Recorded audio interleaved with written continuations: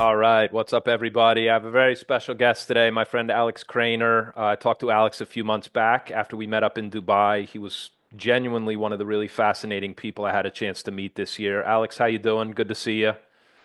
Yeah, doing well, Tyne. Good to join you again. A Thank little you. bit overwhelmed and exhausted, but it's the What's sign of going the on? times. We're soldiering on, and hopefully Yes. everything works out okay. Yes, exactly. Well, we're going to start there because you've made some interesting and I think very bold calls. But I admire you for speaking up about them. Not again, this phenomenon of the alternative media clearly sweeping aside a lot of just the propaganda arms of the various Western, especially media, which is really dying and good effing riddance to them. You know, to have a chance to hear from somebody who does the kind of work that you do. You're a trend follower. People can find out about your work here at the end. We'll make sure to let them know about that. But you made a big call on the events. I know you said you woke up, you found out Syria had fallen and Assad was on the run, and that this was the kind of event that really begs deeper kind of questions. And you had a very interesting take on that. Would you start there and just share with people what you think happened and why, and sort of what's going on with that and how this is all playing out? Yeah, sure. So, on Sunday, going on 2 weeks now almost. What are we? 20th December today, Friday. Uh, I was flabbergasted. I woke up and I learned that Syria was no more, that the jihadis took Damascus, Aleppo, everything, that the Syrian army practically didn't put up any resistance almost, and that Bashar al Assad has fled. And that really shocked me because I didn't see it coming. And I couldn't even understand how that could possibly happen at all because Syria's military counted about 270,000 troops, maybe a little bit less than that, but 269 maybe. Um, and these jihadi brigades were like a collection of these groups on pickup trucks going from Idlib on pickup trucks. It's not even tanks or proper armored Right. vehicles, and mostly armed with light weapons. Things you can carry or that can fit on the pickup truck. No air cover, just some drones, right? Against the proper army, which has had fully 8 years. So the siege of Aleppo was lifted in December 2016. So the Syrians had fully 8 years to rearm, regroup, uh, dig in, prepare their defenses. They knew that there was danger lurking from Idlib, right? And they knew that there was an invasion being prepared, an incursion. It's They not even. had to know, right? Like people on No, the no, other side they had. they absolutely did know. They were warned by the Russians, they were warned by the Iranians. That they absolutely knew. And so the fact that that the whole military just in its space of 10 days practically vaporized, to me that doesn't even compute. I don't even understand how that can happen.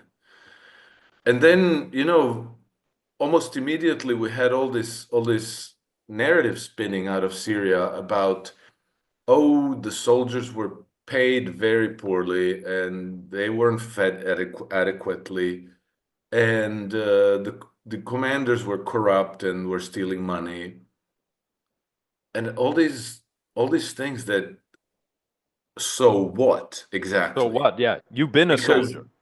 when you go to the military in a country that's at war or at risk of going to war, you've already signed up for a shit sandwich. You signed away your life for nothing. That's You right. didn't go there because the pay was great, because you had the dental plan or anything. you're under orders. And if the orders come, go to the trenches and defend the positions, then that's what you do. You don't say like, Stand and die. Yeah, exactly. exactly. It's not like you say, oh, yeah, I don't think my salary is good enough for this, so I'll just be on my way.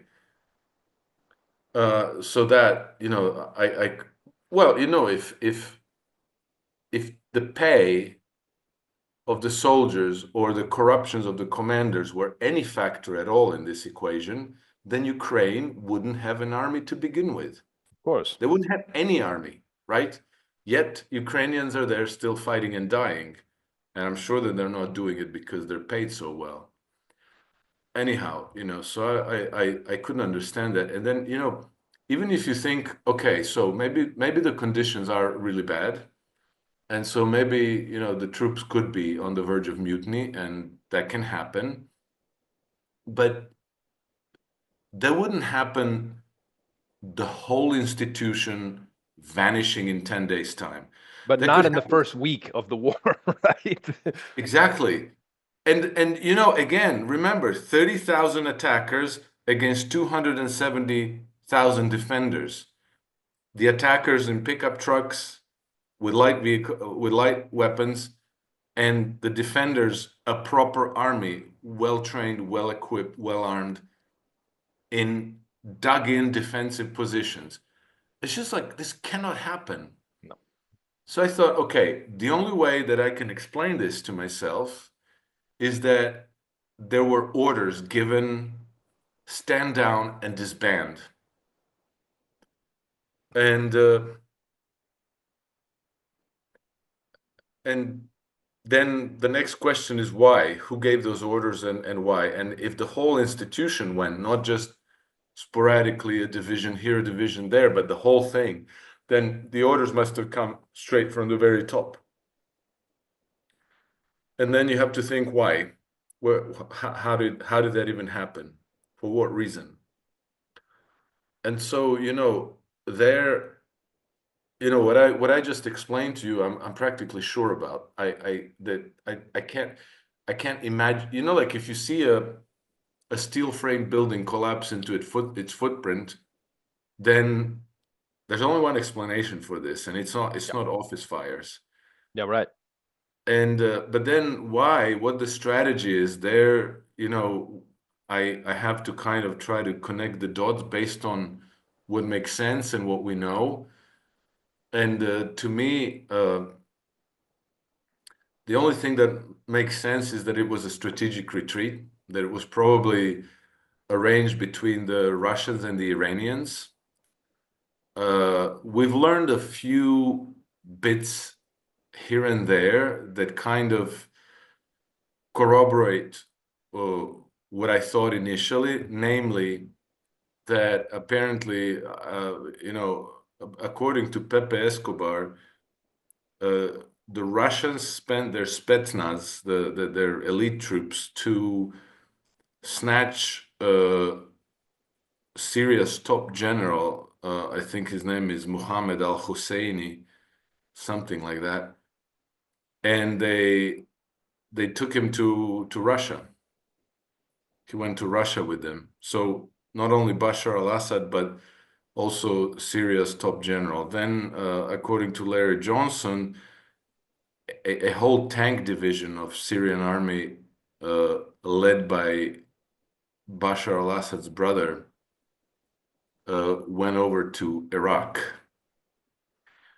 And then, out of this 270,000 strong army, where are these people? They couldn't have vaporized. They're somewhere.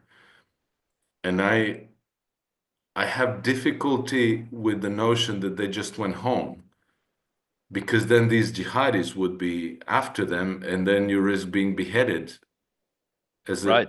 civilian. So it's safer to stay together and to keep your weapons. And so in these 8 years that the Syrians had to prepare, maybe they adopted more Hezbollah style warfare tactics, or Hamas and Houthis. They all kind of went underground. So maybe they built underground facilities, gave themselves reserve to be able to sustain themselves without regular supplies, and maybe they will opt for guerrilla type attrition warfare, because now these jihadis, instead of being uh, a unified force attacking from Idlib, they were let in, and now they dispersed through all of Syria, and so now they're spread thinly, and they're probably Right. easy to pick away. Have you heard of, and has any information come out? We haven't seen any. I have not seen anything, but I'm not following this as well or as closely as you are, of massive surrenders and tens of thousands of prisoners from the Syrian army being herded into great big pens and right disarmed. Like nothing like that has come out. Nobody has said like, oh, and here's the Syrian army, and we have all these prisoners, and they're nothing like that has come out. Am I right? No, no, they vaporized. Right, they're They just vaporized. We've gone. seen Right. some videos of execution of Syrian soldiers. Sure. So apparently, some of them got caught, and then these jihadis just mow them down. But we're talking, and even there were even reports about casualties in the dozens, right? In the dozens. So where is everybody? I mean, this is such an obvious thing, but nobody's even asking this question. Hmm. Everybody's talking about, and then all of a sudden, out of the clear blue skies, Bashar al Assad is the cartoon villain. Yeah. All of a sudden, he he didn't even govern. He didn't bother. He went catatonic and couldn't care less about what's going on in Syria, and has a huge, giant, world's largest collection of very expensive cars. You know, did you see any pictures of that? I did. I know he had a Porsche, but I don't know about anything else there. What I know about Assad is I heard him speak. It's always interesting to hear a man speak when he's been vilified consistently for most of my lifetime, right? Not just in the last 2 weeks, but in the whole prior conflict, from Obama's initiative, right, onward, that this guy is pitchforking babies and, right, he's clearly drinking the blood of young children and onward and onward. And then you hear him speak, and lo and behold, he sounded rather sane to me. And not just that, he Yes. sounded rather principled to me about the kind Yes. of interference, manipulation, coercion, the incredible skullduggery that Western countries have played in that part of the world. Now, which story do you think actually has more truth to it? Exactly. Yeah, it's like it's not hard. Obviously, people in the United States could care less. They don't even know where Syria is, right? They just sort of you can spoon feed them anything, and so and also who cares what the regular people of the United States think? But it is fascinating to look at the machinery of look at what a devil this guy is, look at how awful a human being he is, and then to actually hear in his own words how he explained that it was some kind of gathering, it must have been some kind of summit of Arab leaders, and he was talking very clear-headed and also with great. I don't want to attribute too much to the guy, but he talked with great but very calmly with deep emotion about what has been done to that region of the world. And I think anybody who knows what has gone on, right, from Saddam has weapons of mass destruction, let's go kill 1 million Iraqis, who cares? Killed 500,000 kids. Madeline Halfbright making that famous statement. Yeah, it was worth it. Yeah, it was okay. It's okay. What did Iraq have to do with September 11th? Like, how did all that add up exactly, right? And again, back to this dynamic between the stupidity of the propaganda wing of the government, also known as the mainstream media, and the dawning realization as more and more independent media is able to show, like, no, this is what has really happened in this region of the world. And it is about oil. It is about resources. It is about like controlling and creating sort of chaos. And so, I mean, your hit that I heard and that I read and that I saw you talking about in various other podcasts is um, this is a trap, at least potentially, right? This is a strategic move to withdraw and allow people this territory and bog them down. And that too would not be far-fetched at all. And so obviously the world waits to sort of see how this is all going to play out. But I don't know, any sort of further comments before we move on? I mean, it does Yeah, seem yeah. like Well, this. you mentioned that Bashar al Assad came across as a principled man. And then also one of the stories that came out recently is how he uh, didn't even bother rescuing his family members. He just took off, couldn't care less, and some of them ended up killed. And the reports didn't say that he was cackling with glee as he did so, but I'm sure that that's coming somewhere along the way as well. And this is the same man who was at war, never left Damascus between 2011 and 2015 when they were under assault by Al Qaeda and Al Nusra and ISIS and Khorasan and Daesh and whatnot, and the collective Arab League and the collective West. Everybody descended like hyenas on Syria. Well, this same Syrian army, under the same Bashar al Assad, defended for 4 years before the Russians came to the rescue. Right. So yeah, something wasn't right So here. And not yeah, only, so the I Syria's circumstances changed for the better. Okay, economically they were under these Caesar sanctions that was very brutal and so forth. But now they were accepted under the by the Arab League, not as an adversary, but as a part of the group. They had an alliance with Iran. They had an alliance with Russia and two Russian military bases in the region. So, and again, 8 years to regroup and reorganize their defense. So, I don't know if it's right to call it a trap.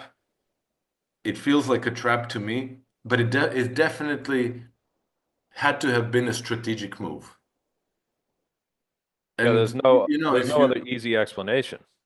yeah, I don't think so. And then if you look at, because what happened today in a very short term looks just absolutely awful. But, then you think what things look like when the United States troops marched into Kabul in 2001, right? Or when was it? 2002, 2003. Yep. 2003. More or And less. Yep. then they marched into Iraq. And then they how do you call it? They regime changed Libya. And then they regime changed Ukraine. And in every one of these places, they're now either defeated or are in the process of being defeated. I mean, in Afghanistan, they had to hand it back to the same Taliban, which they overthrew after $4 trillion in 20 years. I mean, so, in the short term, something might look like, oh, what a brilliant victory, how clever and cunning of them. But then, if you give it time, you realize that these are all Pyrrhic victories, and that the long-term trajectory of this struggle is a defeat, strategic defeat of the Western Empire.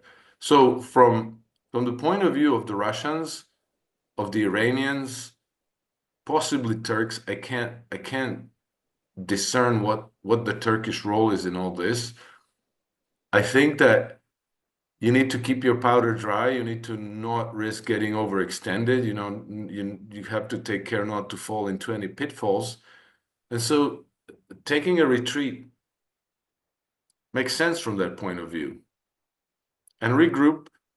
And then, already we see in the news that the Western powers are already talking about sending more troops, sending reinforcements to Ukraine. So, they're it's now like Vietnam starts with some advisors. Now they had to admit, oh yeah, we have a bit more troops in Syria than we admitted. We said it was 900, but it was actually 2,000, and maybe we need to send more. Right. So it's just, you know, What is strategically important about Syria? The location itself, the port, like what is there that anybody cares about? well, I think that, you know, for the West, it has been extremely important to uh, establish and maintain hegemony over the whole region.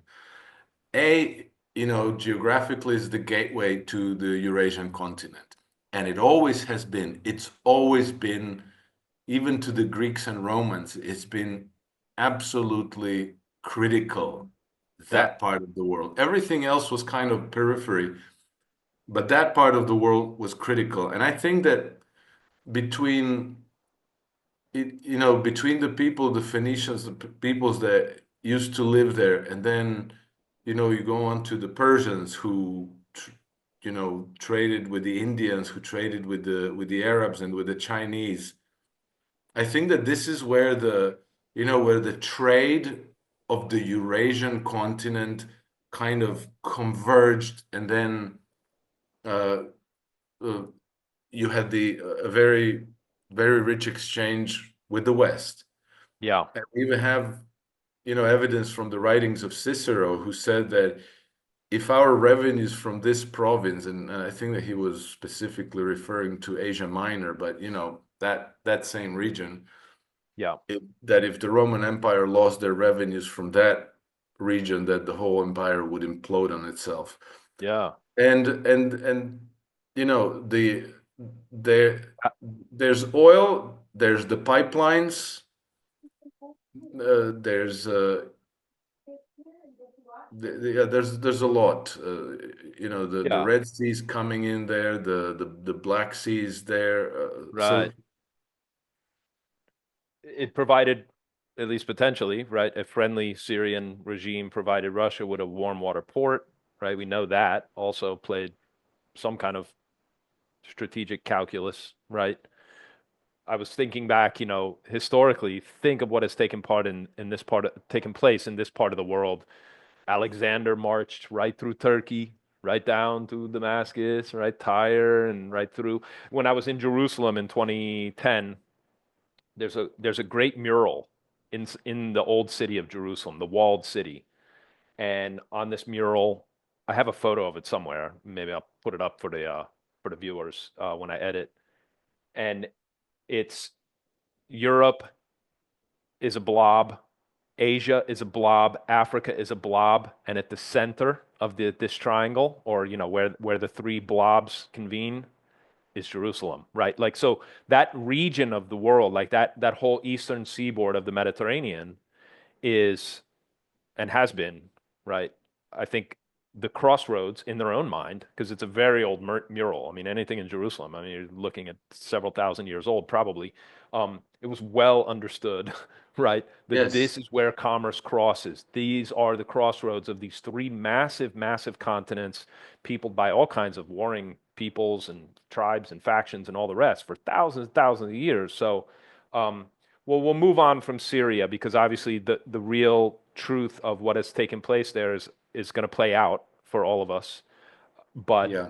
it does appear to me, right, that this is a very, very, it's probably a wise move, right? Obviously, give up ground and let your enemy bog down. But we'll see if that turns out to be the case.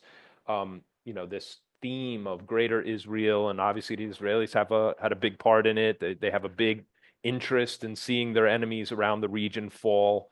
Um, what else might you have to say or to comment about sort of where this leaves? I mean, is Iran truly isolated now? Like, what are they at the doorstep No, of a move against Iran? Or is that not likely to occur, regardless of events in Syria and regardless of the I move that the Turks made and all the rest?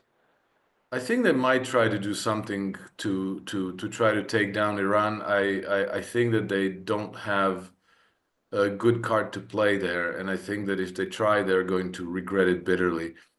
I think that, when you mentioned Israel was created exactly for this purpose. Like we've been brainwashed all our lives to think that Israel was created as a homeland for the, long-suffering Jewish people, so that they have. No, it was already from the time that the Balfour Declaration was signed. The stakeholders of the British Empire knew exactly what they were doing.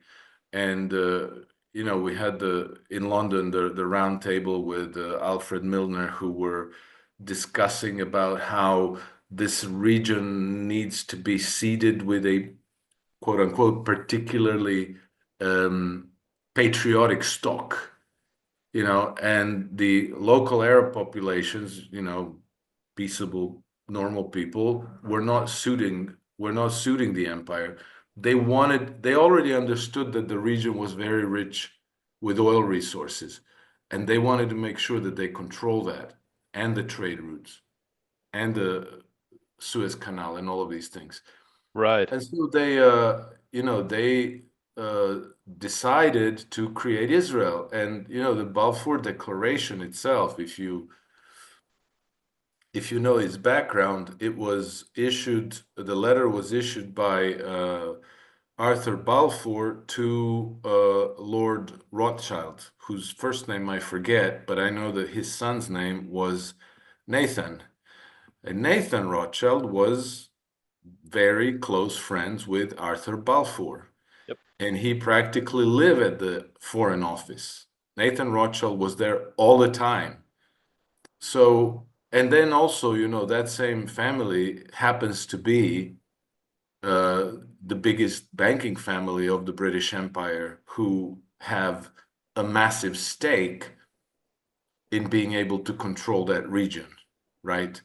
And so, yeah, it's not like Arthur Balfour kind of had a soft spot for the Jewish people in 1917, you know, before the Holocaust. They said like, they should really have a homeland there, and we should really help them make it happen. No, he and Nathan thought like, hey, Arthur, we need to do this because we want to control that region. It'll be No good problem, business. Yeah. Nathan. We're gonna write you a letter and make it public, and then we're gonna take it from there. So that's what happened. Uh, and then when you look at the way they treated the Israelis during the pandemic as a petri dish, as live rats for the Pfizer um, Pfizer shots, then you see that they don't give a rat's about the Jewish people or anybody else. Yeah, you did not want to be in Israel in that time. So, well, Exactly. enough about the Middle East. You had some other very interesting things to say. You want to update people. You posted something about, obviously we're in a very dicey time. 1 month from today at 12 noon, a new president is supposed to be sworn in. It seems like the situation hangs by a thread every single hour. This morning, as we're recording, there was all kinds of trending posts on Twitter. The vice president of the U.S. rushing back to the White House. What's going on, right? We don't know. We'll find out. But it does feel, and certainly looks from a lot of different angles, like the regime in power, obviously on the ropes a little bit, right? And their agenda of trying to provoke wars and sort of stoke the flames of the unrest in the various portions of the world where they have their finger in the pie. Um, that they are very likely to try one more roll of the dice and try to stir some kind of trouble that first of all hamstrings the new president, Trump, as he takes office. And you noted, I think through your sources, and so here we're discussing the possibility of a real false flag incident. There's all kinds of history. You go back to the USS Maine and Havana Harbor. You go to, right, the so-called Gulf of Tonkin, right? There's a video of Robert McNamara before he died lamenting the fact that, yeah, we made it all up. We went and killed 3 million Vietnamese, but we made this all up to go to war, right? straight through to, right, the killing of Kennedy, the September 11th events, all of these things where like the public is sort of forced to choke down this narrative like, well, we got attacked first, right? And so it's not like there's no precedent for this. I'm saying this for the YouTube censors who will likely, dismiss this video. Um, I'm only half joking, but the cameras, the web cameras, all around the city of London or London, right? Parts of London were blacked out, and they were blacked out for a long time. Do you have any update on that? Do you know anything more about that? Because the implication there is, well, I guess if you want to galvanize a public who's genuinely, and you also made a call about the UK likely, right? If Western countries start to really collapse into like actual collapse, that the UK is the first candidate at the front of the line because they've been so mismanaged for so long now, and it's such a disaster from the financial point of view to right the social point of view from just mass immigration that's made everybody very, very, shall we say, uneasy. Um, that if you wanted to start a great big war and galvanize public opinion against, say, Russia, right? Well, you could blow up a part of London, and the way you would do that is to make sure that there was no video evidence, and so you would black out the webcams. What else do you know about that, or what else have you heard? Are you following that? Is there any update? Is there anything else to be said about that? And what's going on with these cameras? Uh, I didn't. I think the last time I checked, they were still dark. I don't know if that may have been 2 weeks ago, maybe 3 weeks ago. I don't remember. It's not something I follow very closely because I reacted to an indication that something's up. Now, whether they're still black or not, I don't know that that necessarily changes anything because why might they be all blacked out? It could be because they were moving stuff out of the center of London. I don't know, artwork and valuable things that they don't Gold. want blown up, or they were moving in explosives and fragments of Russian missiles that they collected in Ukraine, to be able to show like, oh, look, Evidence, was the yes. Russians because it says made in Russia right here, right?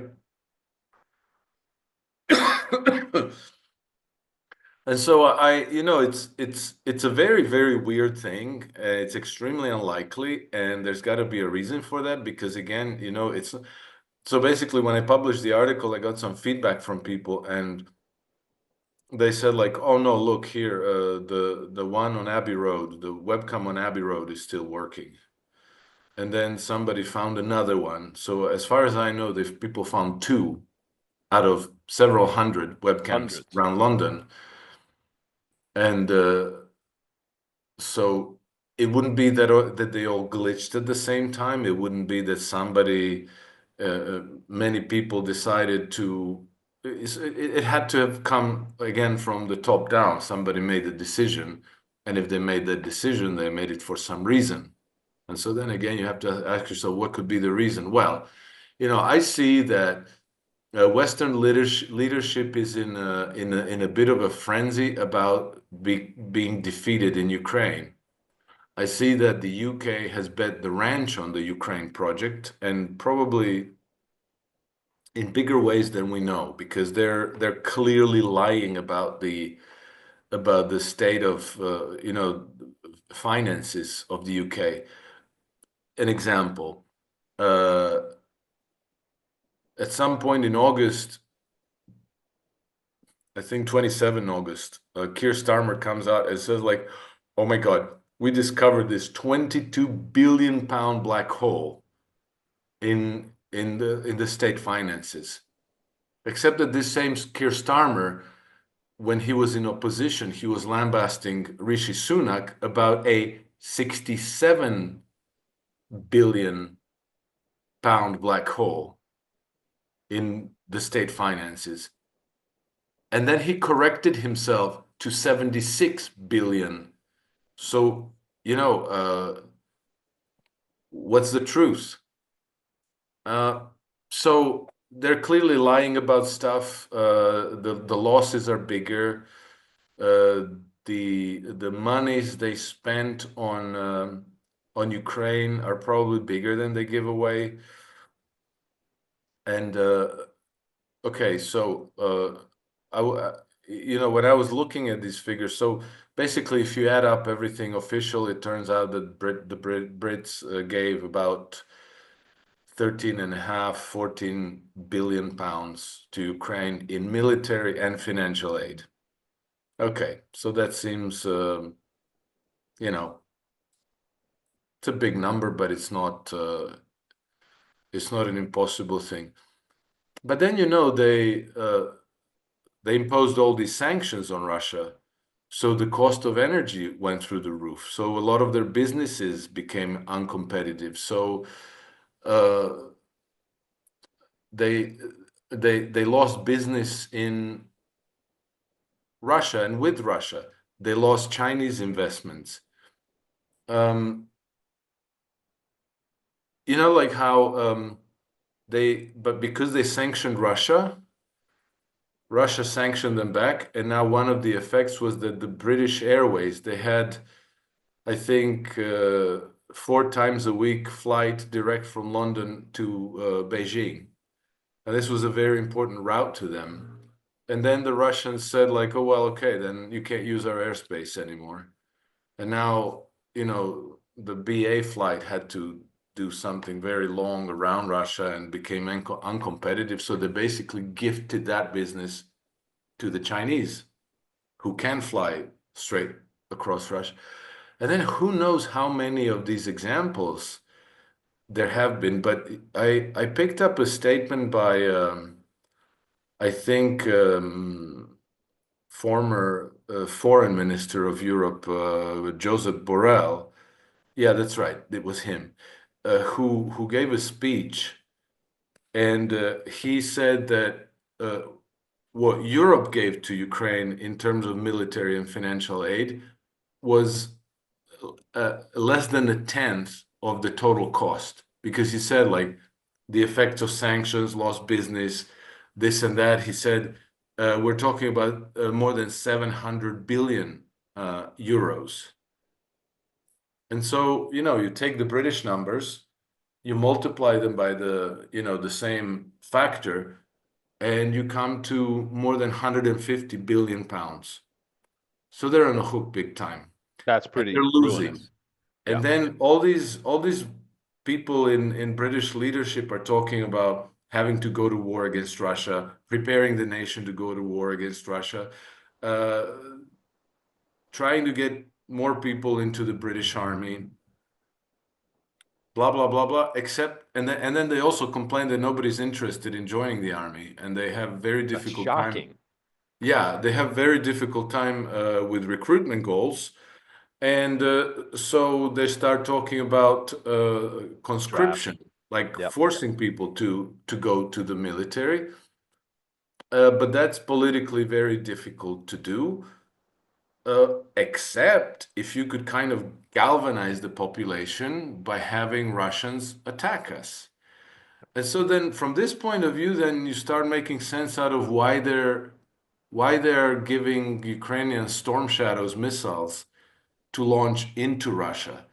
Because from strategic point of view, you're not gaining anything. You have no chance of turning the war around in Ukraine's favor. You're not going to kill Russia, right? You're not going to prevail. And you're only exacerbating the risks, because now the Russians rightly say, okay, you're providing the missiles, you're providing all the, technical support, aiming, programming these missiles. So basically, the only thing that the Ukrainians are doing is providing the real estate and then pushing the button, maybe. Maybe. So it's you who are striking at us. So now we're entitled to strike straight at you, right? And so, okay, in reality, the Russians are not stupid. They're not going to take the bait, because they don't want to give them the pretext to invoke Article 5 of the NATO treaty and then have to fight the collective NATO on their eastern front, on their western front, our eastern Which front, would truly be a disaster for the entire which would world. be a complete and total catastrophe. But what do they care? They orchestrated World War One. They orchestrated World War Two. This is nothing to them. This is the chess game. They don't care. They're not going to fight it. Nathan Rothschild's not going to go to war. Uh, Keir Starmer's not going to send any of his family. It's No. going to be me and my kids who are going to be uh, become cannon fodder. Anyhow, so the Russians are not going to take the bait, and they're not going to launch a missile at a NATO country. So then maybe you launch all these provocations, and then you take out some statements by Putin and say like, "Oh, look, he's threatening us with a nuclear strike." Well, this head And of you, NATO has said exactly that. I mean, this clown, I don't know if you pronounce his name Rut or Rut. Um, rot, I obvious think, Rut, yeah, brain rot, brain rot. yeah, brain rot. Mhm. He's obviously a stuffed shirt, right? Handsome guy talking about how Russia's coming to conquer us and threatening our way of life. And I just like, even if you're marginally aware of what has taken place over the last 4 years or 3 years, since the Ukraine unpleasantness began in its latest round, in its latest version, let alone any awareness of what happened in 2014 in the Ukraine and the effort by the US State Department and this Newland, this Tucker Carlson called her a sad, fat, dumb girl, which I thought was perfectly appropriate. The effort by these people with their axe to grind about, well, we're just going to walk in and overthrow Russia. It's like, well, probably not, but even if you're marginally aware of what has taken place and just sort of, if you can see with any objectivity at all, um, this idea that Russia is like, well, they want to recapture their old empire and they're going to come to like, no, they for sure don't want to rule Eastern Europe or the rest of Europe. I mean, it was a disaster for them, right? Like it was the biggest disaster that ever befell the Russian people, certainly in the modern history. To hold the Soviet Empire together. I mean, it had no chance, and I mean, it was just a catastrophe trying to rule that much territory, and they have plenty of territory of their own. And so, again, the narrative from, and this is where I'm going with this, Alex, we are living at a time where the old belief that the people who run our institutions are selfless, hardworking, self-sacrificing administrators who want the best for society and have the population. People still believe that, and there's no evidence anywhere that that's going on. And I'm not suggesting that everybody involved with the state is automatically bad. Like if you're a sheriff in Virginia, I'm not saying that you're right, but like my point being, it is so clearly false that the institutions that rule our societies in the, let's call them the formerly free countries of the West, it's so clearly the case that they've lost the plot, and that, and all governments have a self-serving, I mean, all human beings have a self-serving impulse. I get that. But previously, it was never done to the degree and at the expense of like, well, we'll just drive the ship of state onto the rocks because otherwise we can't be in power and tell everybody what to do and expect them to obey. And if we can't have our way, well, we'll just throw a tantrum and blow up the world.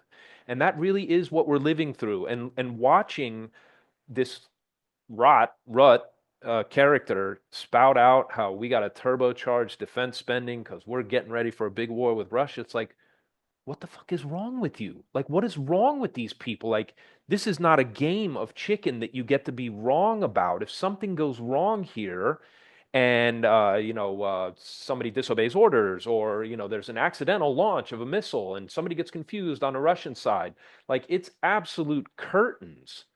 And you hear talked about as if it's like the price of tea in China. Well, if there's a nuclear war, um, you know, this will happen. And it's like, no, if there's a nuclear war, everything ends and humanity goes dormant for like 1,000 years. And it's not even clear that we'll ever recover.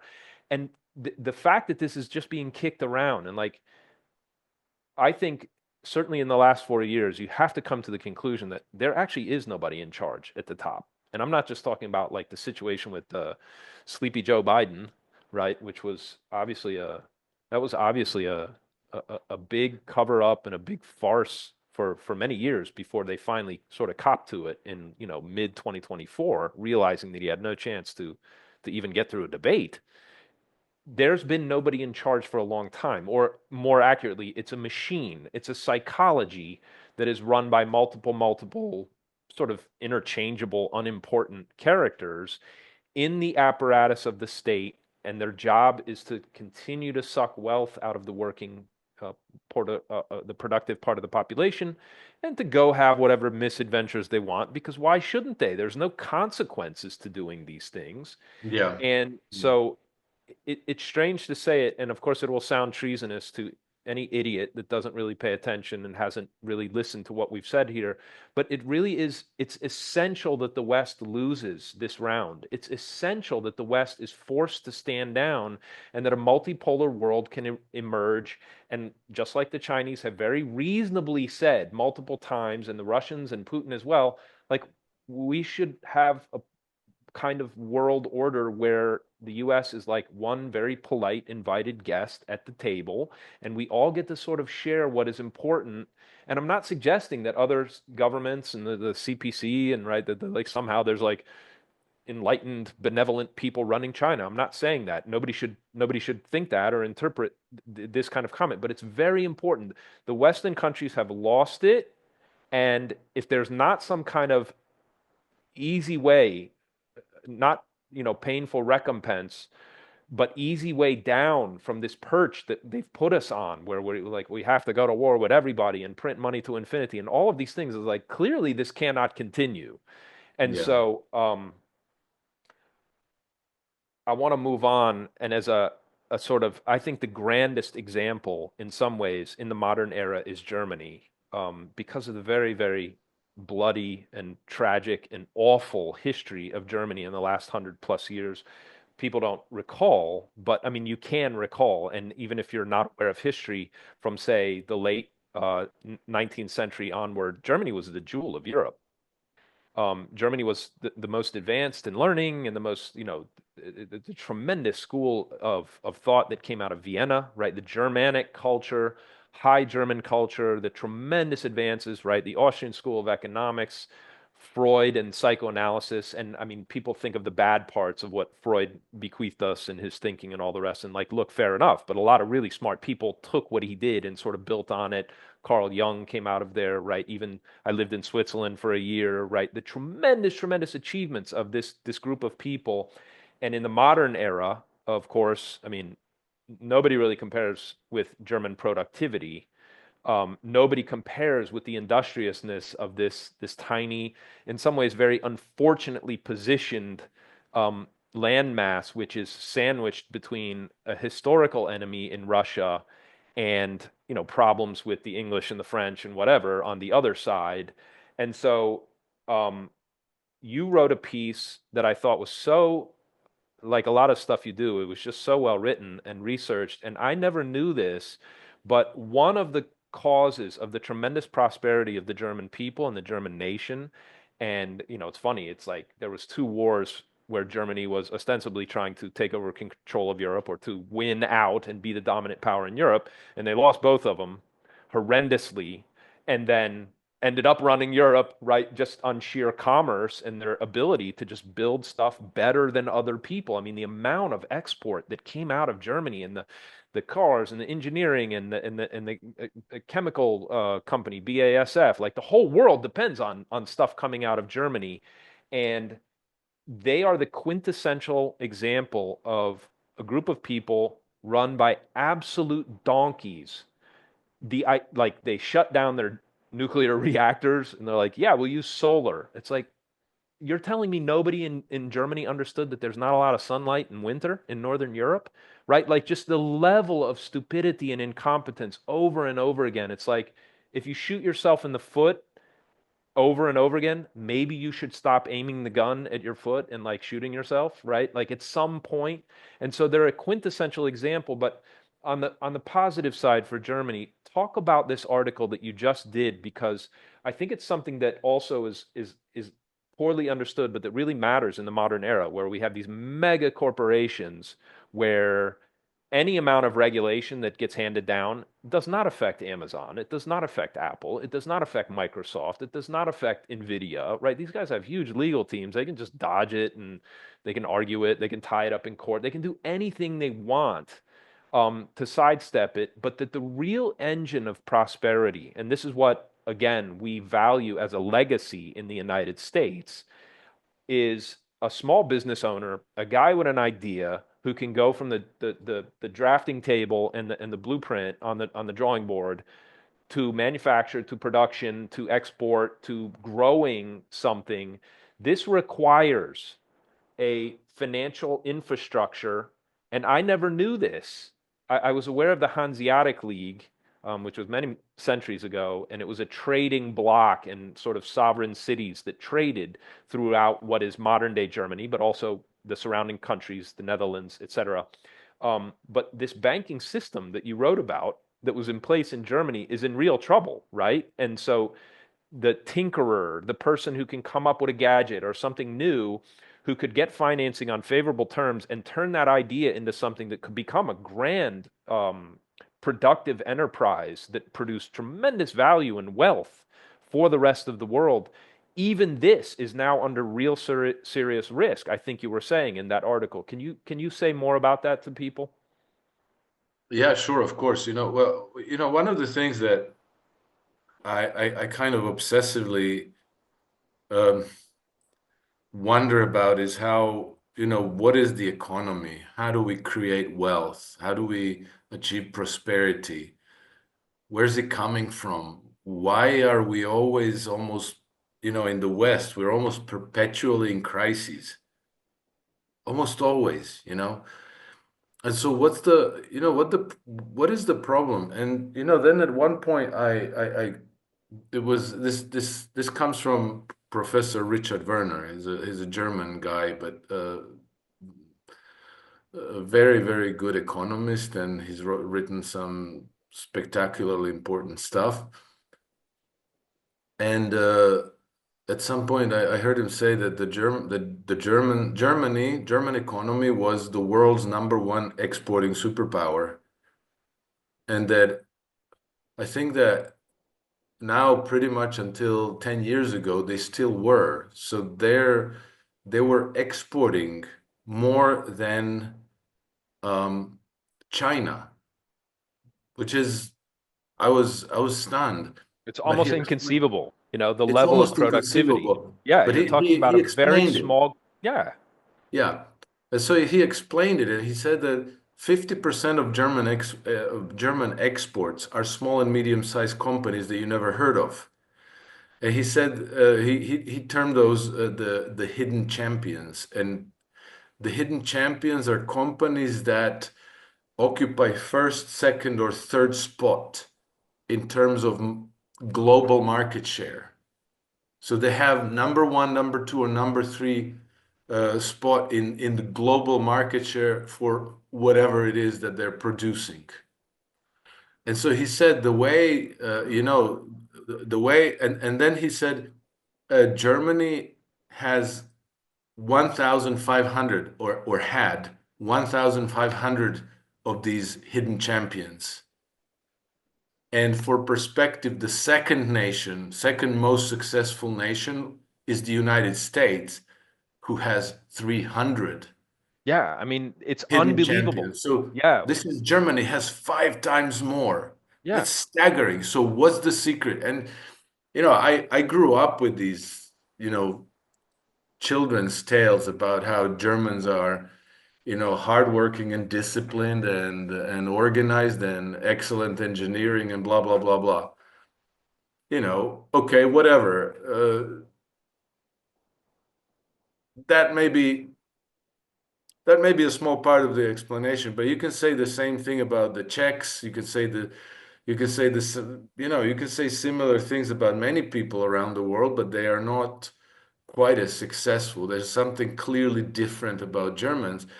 And so Werner said that the Germans have, or at least had, the world's best banking system, and that it consisted of 1,500 small local and regional banks, and that 70% of all these banks were non-profit institutions. So whether they were non-profit by design or whether they were just not profitable, that's not clear to me. But their whole objective was to provide um, financing at reasonable rates to their local businesses. So the effect of this was that you had local bankers who understood very well their local economy.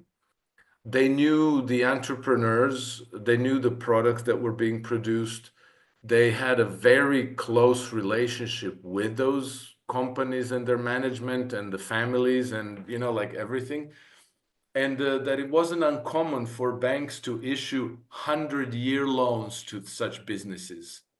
Okay. So now, bring it back down to the human level. And I think that you and I, and probably everybody watching this podcast, have been in the situation where maybe you sat down over coffee or over beer with some friends and you were talking about this or that business idea. And it was great, but if only we had $1 million, right? Which of course you don't, and there's no way to get it, or You it's got to get it. difficult. In most Yep. places in the world, it's difficult. In some places like the United States, it's not that difficult, but then you're dealing with sharks who want Yeah. short-term results and 40% of your control company. Yeah, right. Exactly. Yeah. yeah.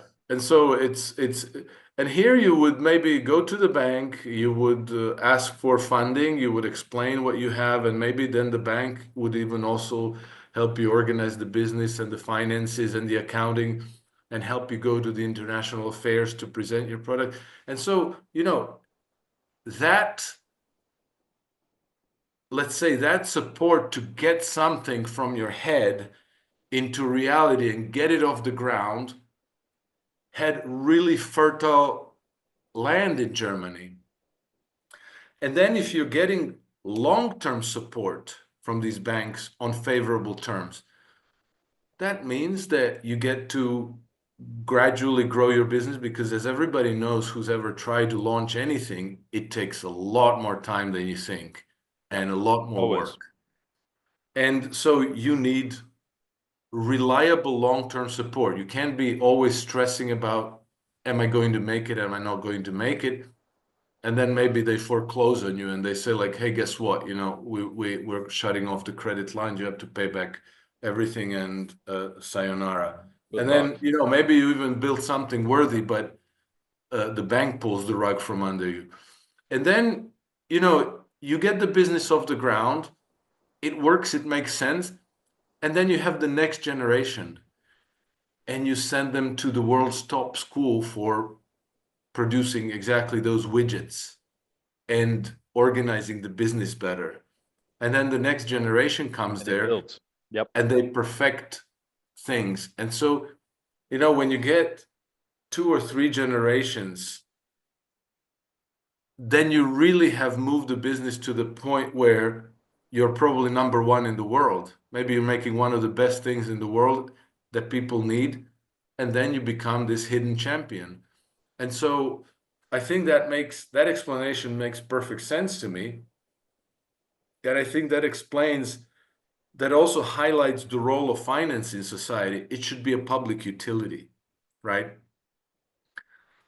Um, You're anyway, I you're a thought I thought that's one of those things that's worth sharing so that people understand it, because there's got to be a reason why we're always in crisis and you can't get a business off the ground, or if you do, you get, like they slap you down with taxes, interest rates increases, banks foreclose on you, and you know, small and medium-sized enterprise everywhere in the world is under assault. And small and medium-sized enterprise create probably 80% of employment in most countries. They're the engine of economic growth and prosperity and and innovation. change. Yeah, and innovation. I mean, it's the entrepreneur that figured out the new way to do it, right? Even the Yeah, best big business, exactly. the bigger the business is, the more locked in they are to like, well, this is how we did it. This is how we're gonna do it. This is how we're gonna keep doing it. Like innovation is very hard at that level. you're a finance guy, and so I am not. I never studied finance. I never, paid attention to movements of money or investing or anything like this until probably about a decade ago. And I remember coming across a book. I remember this line. It was a book by Michael Lewis. It was like Liar's Poker or something, hugely entertaining. And he was writing, I think, in the foreword, and he said, or maybe it was an interview. I heard him say, he was like, people think and stop and think about the financial markets today. Like everything that you hear about money is that it's this unbelievable casino of, trillion here, billion there, right? Paper profits everywhere you look. And he said this line, and this catalyzed my thinking, at least like it motivated me to learn more. He's like, people think that capital markets exist to allocate capital to productive enterprise. And I was like, oh, I never thought of that. I never understood it that way, right? Like, because if you look at it from the outside, that's not what's going on at all, right? On the surface, it's like, no, it's a way for really wealthy people to sort of set an agenda in society. Like it's morphed from something that it and so this pure kind of this way that the Germans had of being able to further productive enterprise and have that long-term view, it makes me think also, can you imagine what Europe and the world and Germany would be like if they hadn't been blown up, two separate times in the 20th century? Like, can you imagine had the whole thing not gone down? Because, no, you live in Europe, but like most people in the US and North America, like unless you've been to Europe and really seen what happened there, and you can sort of piece it together and you see the war memorials, um, like Europe has never recovered from 1914.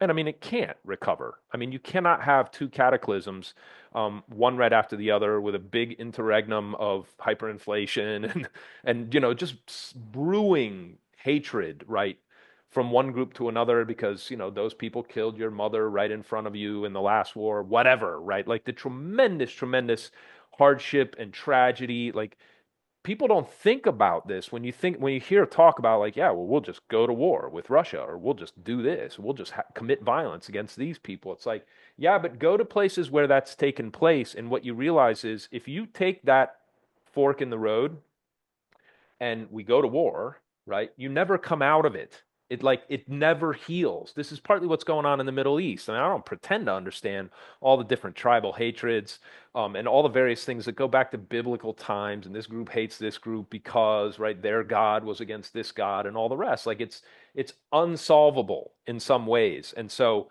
um, that Germany had that system, that it existed at all, and that it's apparently, right, also in danger. And like these things have to change. Like something has to give where there's a recognition in the West that, like, no, these are the things that made the whole thing worthwhile in the first place. Because we don't recapture that, it's a very dark, very bleak kind of future. And I don't know, you think about the sea change that has taken place with the election of Trump, and are things really going to change? I don't know. Do you have a view on that? Like how realistic is it that I believe we do have a window of opportunity both in the West, in the US, to repeal some really dumb ideas. You can hear it in the Twitter sphere, right? You can see people finally being able to say things that were not allowed to be discussed, right? Because you just get thrown off the platform. And it's clearly now there has been a shift in attitude and discussion, and the winds are blowing in a different direction. What do you see coming? Any predictions like going into 2025? The predictions going into 2025. Well, on that particular point, like, is the sea change real? How is this gonna? What's Yeah, possible? I guess it is, look, right? I think the sea change is real. I don't think this is a, controlled opposition and they're all working for the same team. No, this is real. And they did try to shoot Trump twice. And I think it's extraordinary that we even have to wonder whether there will be a transfer of power in a month's time, because people perceive that that might not happen.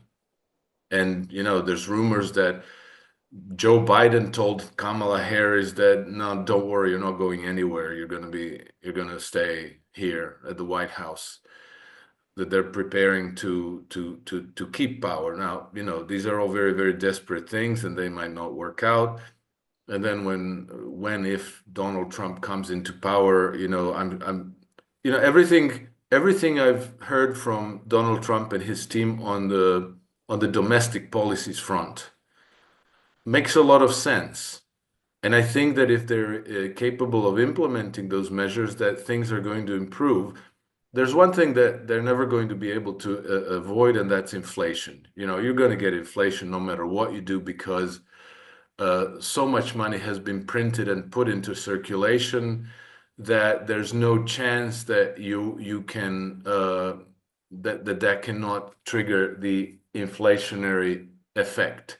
But rather than having a stagflation where you have, the purchasing power of money collapse and the economy still be stagnant and there be no jobs and, no prospects, you can have the inflation with also economic growth. What you have Growth. to do is you have to create conditions for uh, local and small banking institutions to connect with the businesses to rekindle the small and medium-sized entrepreneurship.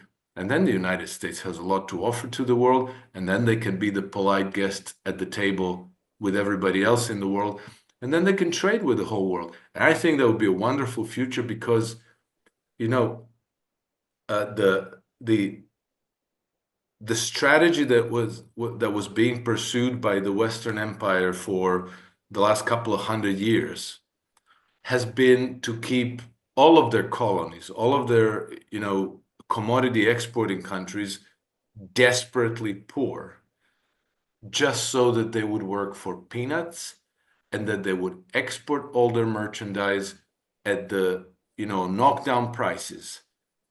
Example, Niger selling their uranium ore to the French at $1 a kilo when the market price is between $100 and $200 a kilo.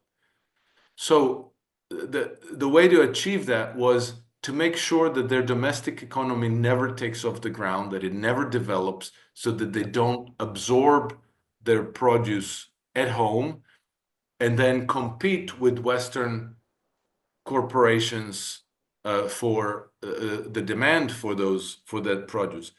China has a completely different strategy. So they are positioning themselves as the manufacturing hub of the world, and they want everybody else to be affluent enough to become their customers. That's right. And so suppose, the Chinese have lifted 850 million Chinese out of poverty over the last 40 years. And now they're pursuing the same across the global south. So now picture the world in which there are 3 or 4 or 5 billion affluent consumers, and you're making some kind of a widget, and you have the internet, and you have all this communications technology and e-commerce and fulfillment platforms to choose from, and you can serve the whole world. And, let's say you make $1 on a widget that you sell, and what if you sell 1 billion widgets? You made $1 billion. So, that would be very good for everybody. So instead of being the policeman of the world, uh, wasting your substance, wasting your prosperity on financing all these military bases everywhere and blowing everybody up to keep them desperately poor so that a handful of corporations could have their exports dirt cheap. Accept the invitation as a polite guest at the table and then Amen. trade with the world. Everybody would be so much better off, and life would be, for the future of our children and their children, life Amen. life could be, heaven on earth. Let me just That's interject.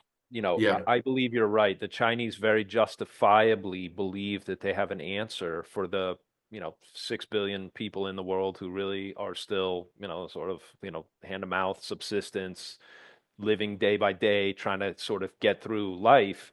And their Belt Road Initiative is a game changer. It is a big Oh, time game absolutely. changer. The only people who aren't at that table are in the Anglosphere, right? It's the one Yes. area of Yes. the world. And so how do you stop that? What are you going to do? Like blow up everybody again, right? This is my point.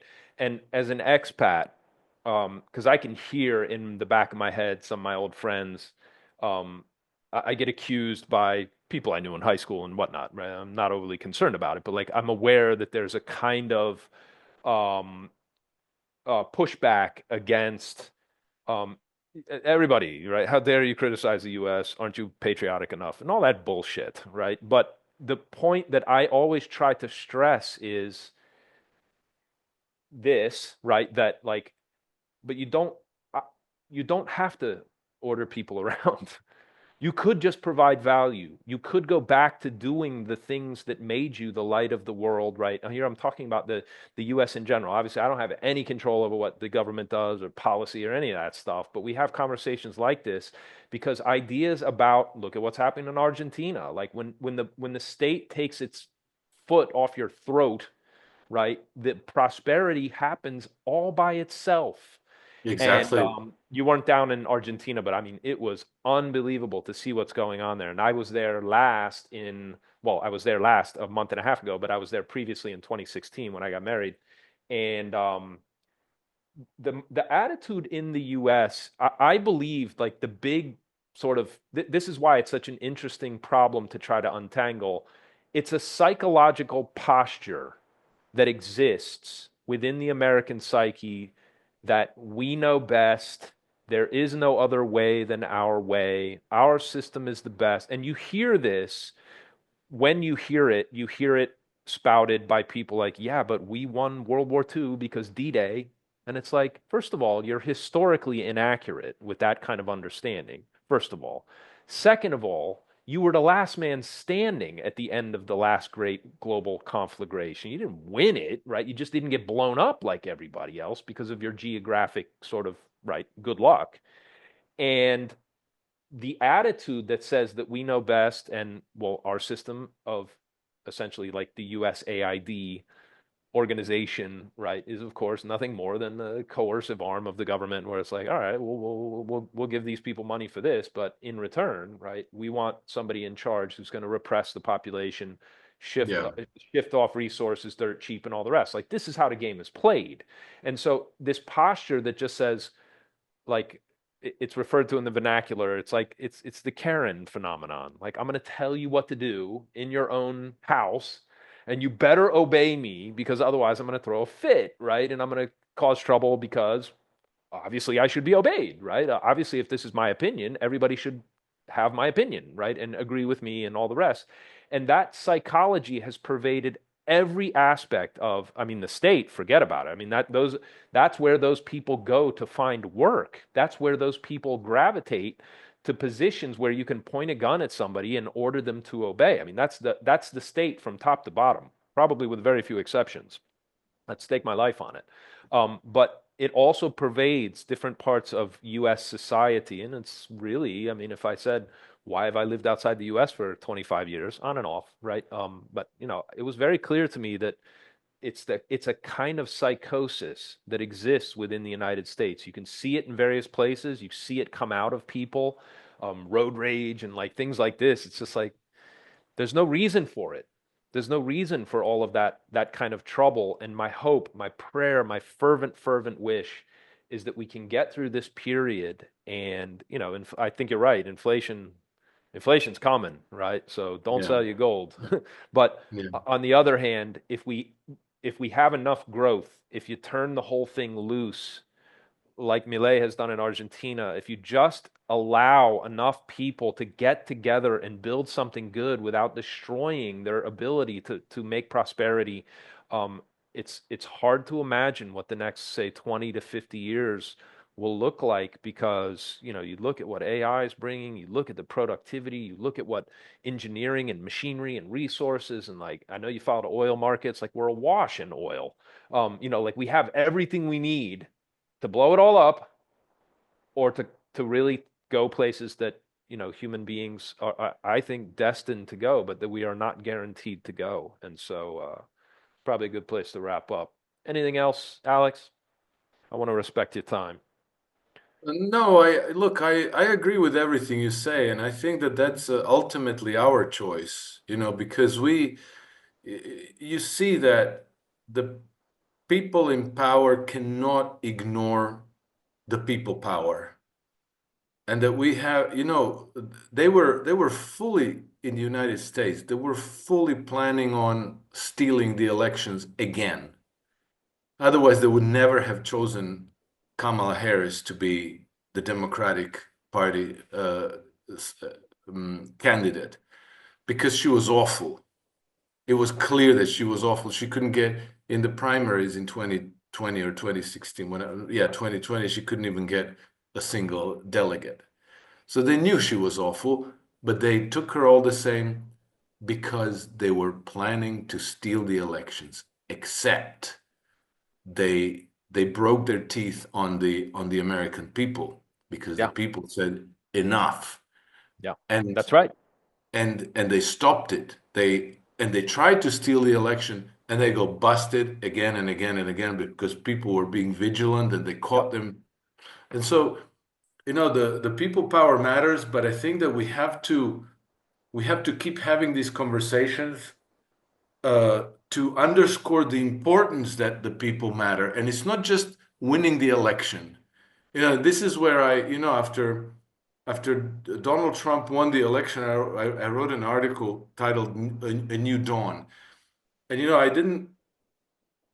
I wanted to again underline the fact that the same way that the people defeated the Democratic Party in the elections and elected Donald Trump is, like this is a wave of energy that has to carry on because it's not like, okay, so Donald Trump gets into the White House and then we all chill out and he's going to fix everything for us. No, no, no, no, no. We have to learn how to run a society. We have to learn exactly how we matter. We have to make decisions about what we want. And then once we know what we want, because for a very long time, for a couple of generations, we were just going along with what was served up to us. We were being spoon-fed crap. And this is why so many people are obese. I mean, not by And, spoon-feeding, and, but, and but they here just we they are. just kind of let it go and they just like went with the flow and control was taken by people who don't mean well. And so I'm saying that now from this point on and until probably forever in the future, we have to make sure that our societies evolve and develop in accordance with our inclinations, our desires, what what kind of a world we want to build for the future generations. And I think that all this can all be done, but we have to know how the plumbing works. We have to I see that happening already. And then the better we can refine it, the better we can upgrade the society's operating systems, the better the results are going to be. And then like these sporadic miracles that we encounter through history, like the German economic miracle, the growth of China, many many examples like this, well, then we can recreate them not as accident, but as a purposeful Deliberately. design. That's very well said, my friend. You're such a great, interesting guy to talk to. I'm so very happy we met this year, and I'm so happy that I get to have you on like this. You're a scholar, you're a historian, you're a finance whiz, you're a good writer, right? You were a soldier, right? You've really done it all, and so I know people really appreciate seeing you. I will send you the link to this because I really appreciate your time. You can share it out with folks too. And let's catch up again sometime soon. Let's see how this plays out. Fingers crossed. Brilliant. Thank you for having me, Tan. It was always as the last time. It was great to chat with you, very stimulating. And Merry Christmas to everyone who celebrate. And Merry Christmas. good start in 2025 with prayers for peace. Amen. Amen. Thank you very much, Alex. You're very generous with your time. I'll talk to you again soon. Yep. Take care. Bye, Take care, Tan. buddy. All the best.